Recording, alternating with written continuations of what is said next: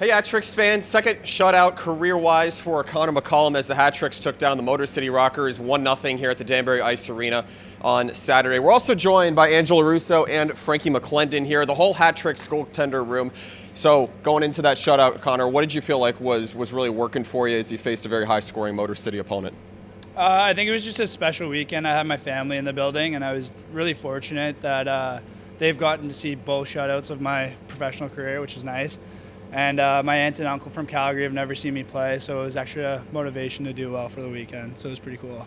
Now, it was your first since December of 2023 against Port Huron. Did it feel like a long time had passed since you had actually collected a shutout in the FPHL? I mean, personally, I don't really think about any of those stuff. As long as our team's winning, that's all I really care about. But it's also very nice and special that, as collectively as a group, we got the job done. So. And you said your family was here, your aunt and uncle had never seen you play in this league, and for the Hat-Tricks that of course meant so much to you with what Matt Vorty has done to coach you to become a better netminder. What did it mean for you to have most of your family in the building and a packed crowd?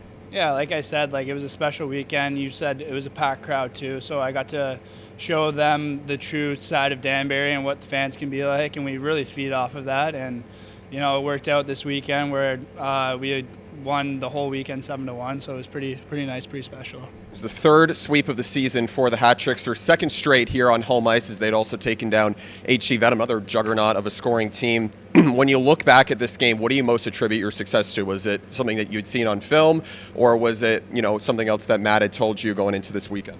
No, like I said before, I think I had a really good weekend and stuff like that, but that's nothing compared to how the team plays in front of me. And as long as we all work on the same page and we communicate in the D zone that we've been working on and stuff, we can pull out those kind of games and stuff. So I attribute everything to my team this weekend.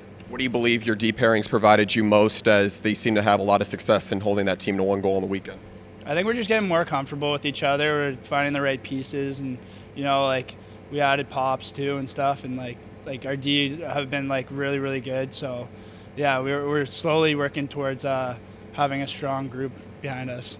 Jordan Popoff, he's been here for nearly 3 weeks now. Hard to believe it already. Then you have an enforcer in Isaac Embry who seems to bring almost as much energy on the ice as he does off the ice. What is it like having somebody who can really lay down the gauntlet against some of the best forwards in this league? Well, it's nice. You get a little bit of comfortability too, where if I cover the puck and I look up and those kind of guys are in front of me, they got my back, right? So it's nice to have their back at times and they have my back at times, and yeah, it's comfortability. Going into this weekend, big opportunity to take down Watertown on the road for the first time this season. Of course, that's the first game of a home-and-home. The second one is here on Saturday at 7 o'clock. What do you believe it's going to take down the Wolves, who are struggling and have lost 3 straight now? Just like I said before, we got to work as a team in all 3 zones. Communication's huge when it comes to the Wolves, where their systems are very offensive, and we got to all be on the same page when they're breaking out and stuff. So it's a big weekend. We have a chance to pass in the standings if we do well, so we'll see what happens this weekend. What else do you think it could take just to carry over this latest winning stretch into the second half of the season? Hard to believe the first half's already over now. Yeah, I just stick to what we were doing right. We wanted to be more aggressive, we wanted to be more physical, we wanted more shots on net, but while we have shots on net, we want traffic, right? So I think we did a really good job this weekend with that, and we just got to continue doing that this weekend. I just spoke to Matt Vorty as well. It sounds like the back check is starting to improve a little bit, and the D pairings had a lot of energy with the shifts they had. As you go into the second half of the season, is there anything you believe that this team can continue to build on and, of course, improve upon with its different opponents? I think at all 3 zones we have things that we can always work on, right? We want to get 1% better every day, and whether that's communication in the D zone, whether that's getting to the net, back checking, and all that stuff, we can always just get 1% better every day, right? We'll ask a little bit of a question for Andrew and Frankie as well. HOTTOGO, it's something that is probably one of the most popular lyrics in not only hockey but America right now on social media. How did this sort of locker room celebration start, particularly that we saw in the lobby as well? I mean, just hearing that phrase you just said, it makes me smile a little bit.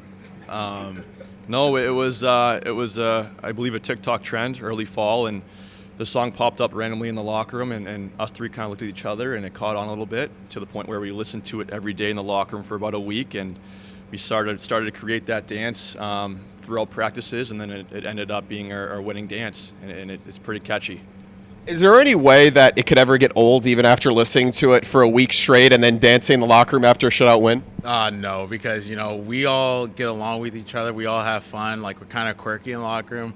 I want to say, like, the forwards and the D, they might hate us sometimes because we're always mouthing off and stuff. But anytime we get a win and then, like, that song went off on Friday night, me and him were, like, kind of shocked. And whenever we win, we always look for the other goalie. Like, we always look for LaRusso. He's always at TK's. And then we're just looking up at him and then pointing. And then we just start doing the dance. So, I mean, I don't think it's ever going to get sick. We're never going to get sick of it. So it's going to keep going.